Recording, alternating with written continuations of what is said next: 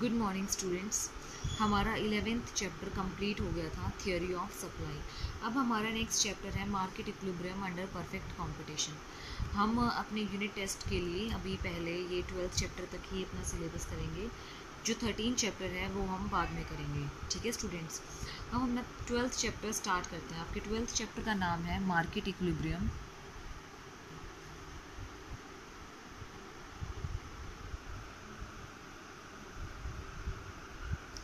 Under perfect competition.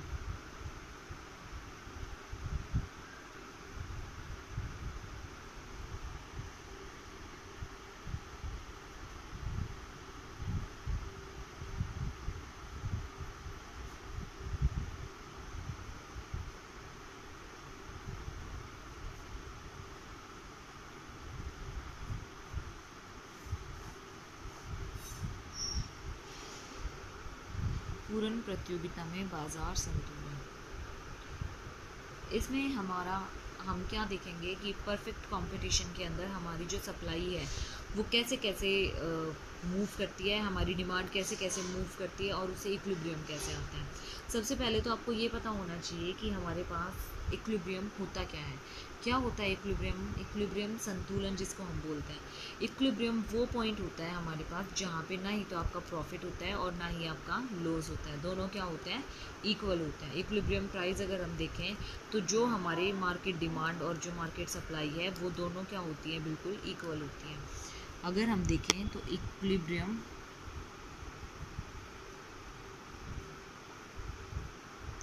Price is equal to market demand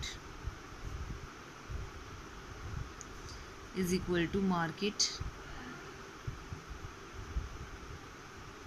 supply. ठीक है, अब हिंदी में अगर हम इसकी बात करें तो संतुलन कीमत इज इक्वल टू बाजार मांग इज इक्वल टू बाजार पूर्ति।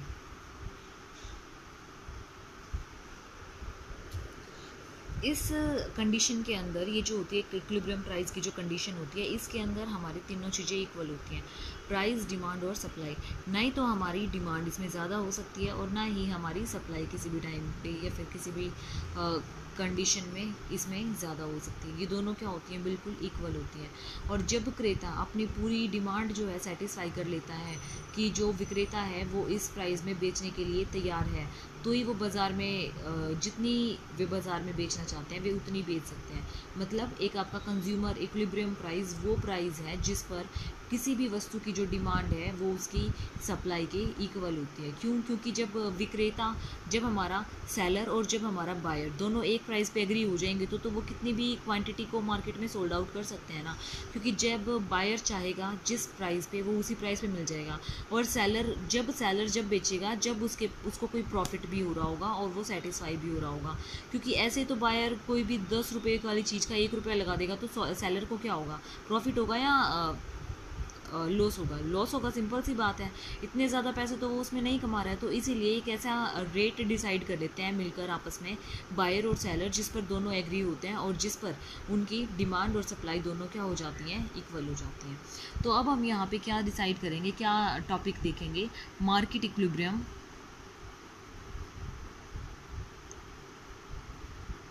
Market equilibrium under perfect competition. अब हम इसमें वो देखेंगे। तो मार्केट इक्विलिब्रियम आपका होता क्या है? जहाँ पे हमारा प्राइस और जहाँ पे हमारी डिमांड और सप्लाई इक्वल होती है वहाँ पे हमारा क्या एग्जिस्ट करता है? हमारा इक्विलिब्रियम पॉइंट एग्जिस्ट करता है। जैसे सपोज करो हमारा प्राइस है 5 4 3 2 1। तो यहाँ पे जो हमारी डिमांड होगी, अगर हमारी 5 रुपये पे डिमांड 50 है तो आपकी सप्लाई क्या होगी? सप्लाई आइसक्रीम की, सपोज़ करो कि आपकी ये जो है ये इसकी डिमांड है, तो आपकी सप्लाई कितनी हो रही है? सप्लाई तो ज़्यादा होगी ना, सप्लाई 60 हो रही है। अगर आपकी डिमांड 4 रुपये पे 20 है तो आपकी सप्लाई 40 हो रही है। अगर आपकी डिमांड 30 है तो आपकी सप्लाई क्या हो रही है? 30 हो रही है। अगर आपकी डिमांड क्या है, अगर आपकी डिमांड कितनी है, यहाँ पे 10 की डिमांड आनी थी, क्योंकि इस प्राइस पे तो वो डिमांड कम होगी ना हमारे पास। अगर आपकी जो डिमांड है वो 40 की है 2 रुपये पे, तो आपकी सप्लाई कितनी हो जाएगी, 20 की हो जाएगी। ये अगर 50 की है तो ये कितने की हो जाएगी, 10 की हो जाएगी। इक्विलिब्रियम कहाँ एग्जिस्ट करा, यहाँ एग्जिस्ट करा ना, तो ये हमारा क्या होगा, इक्विलिब्रियम पॉइंट। अगर हम इसका डायग्राम देखें तो हमारी डिमांड कर्व वैसे बनती है, इसमें नेगेटिव रिलेशनशिप होता है प्राइस में और क्वांटिटी में। इनको एसेसरीज दो, ये हमारे प्राइस हो गए और ये हो गई हमारी क्वांटिटी, और ये होती है हमारी सप्लाई कर्व। सप्लाई कर्व आपकी पॉजिटिव होती है, जैसे जैसे आपके प्राइसेस बढ़ते हैं वैसे वैसे आपकी क्वांटिटी भी इंक्रीज़ होती है, और ये अपोजिट होती है, जैसे आपके प्राइस बढ़ते हैं वैसे आपकी सप्लाई कम होती जाती है, डिमांड कम होती जाती है। तो ये हमारी क्वांटिटी हुई और ये हुआ हमारा प्राइस। तो ये वाला जो पॉइंट होगा उसको हम क्या नाम देंगे, ई नाम देंगे। ठीक है स्टूडेंट्स, इसको हम क्या नाम देंगे, ई नाम देंगे, जिसको हम क्या बोलते हैं, इक्विलिब्रियम।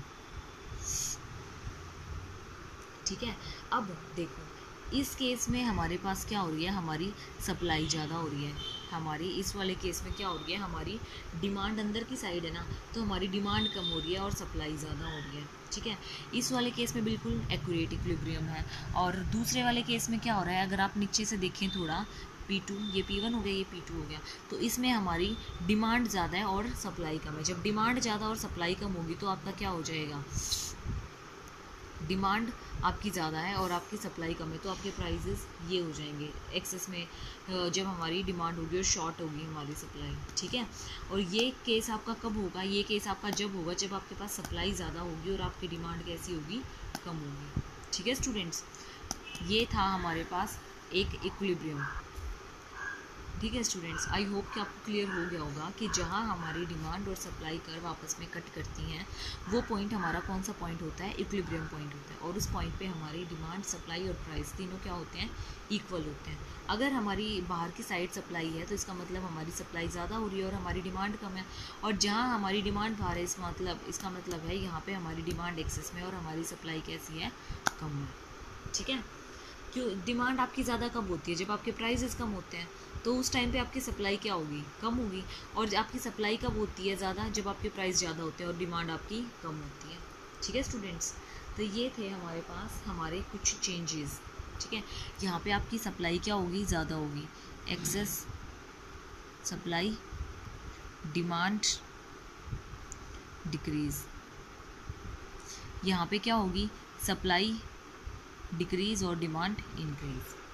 ठीक है स्टूडेंट्स, यहाँ पे क्या होगी आपकी सप्लाई डिक्रीज और डिमांड इंक्रीज, और यहाँ पे क्या होगा आपका सप्लाई इंक्रीज और डिमांड डिक्रीज। ठीक है, अब अगला टॉपिक है आपका assumptions. Assumptions of equilibrium price.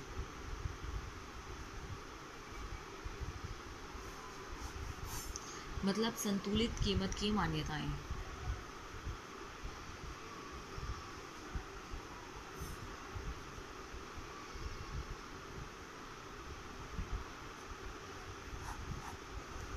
संतुलित कीमत की मान्यताएं। फर्स्ट पॉइंट, इसमें जो हमारा डिमांड कर्व होता है वो कैसा होता है, ऊपर से नीचे की तरफ गिरता हुआ होता है, ये तो आपको पता ही है। दूसरी चीज़ आपका क्या होता है, आपका जो सप्लाई कर्व होता है, ये डिमांड कर्व के बारे में यहाँ पे बात करूँ होगी, डिमांड कर्व नेगेटिव रिलेशन। दूसरा सप्लाई कर्व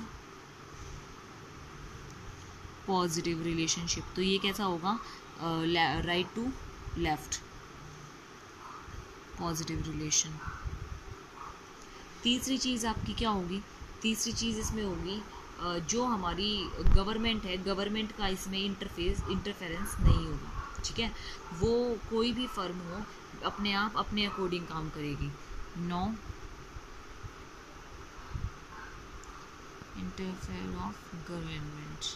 ठीक है, फोर्थ पॉइंट, अब इसमें फोर्थ पॉइंट और क्या जा सकता है कि जो हमारी टेक्निक्स वगैरह है वो हम इसमें यूज़ करके हमारा जो प्राइस होगा, कि हमारी प्राइस, डिमांड और सप्लाई क्या होगी, तीनों ये होगी, ये किसकी कंडीशन है, ये आपकी इक्विलिब्रियम की कंडीशन है, ये यहाँ पे तभी सेटिस्फाई होगा। आई समझ में, तो ये थी हमारी अजम्पशंस। अब इसकी कैरेक्टरिस्टिक्स क्या होंगी देखो।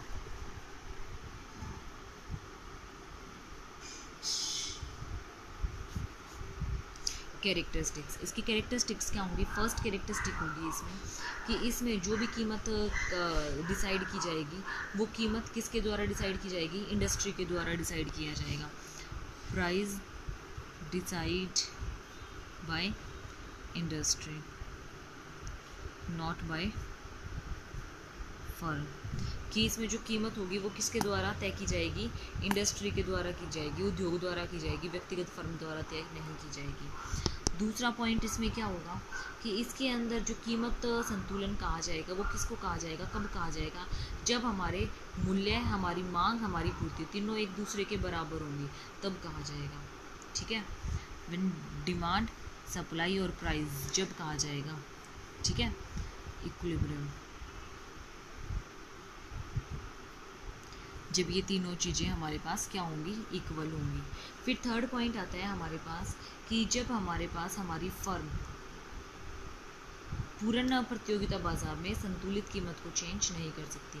मतलब कि हमारी जो एक फर्म है, कोई भी फर्म है, वो फर्म हमारी परफेक्ट कंपटीशन मार्केट में हमारे इक्विलिब्रियम प्राइस को चेंज नहीं कर सकती, किसी भी सिचुएशन में चेंज नहीं कर सकती। Equilibrium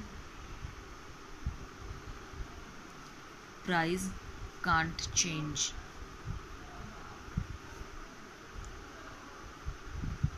in perfect competition।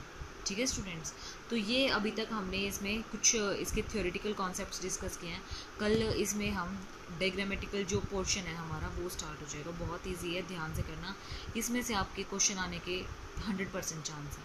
ठीक है स्टूडेंट्स, थैंक यू, बाकी कल डिस्कस करेंगे।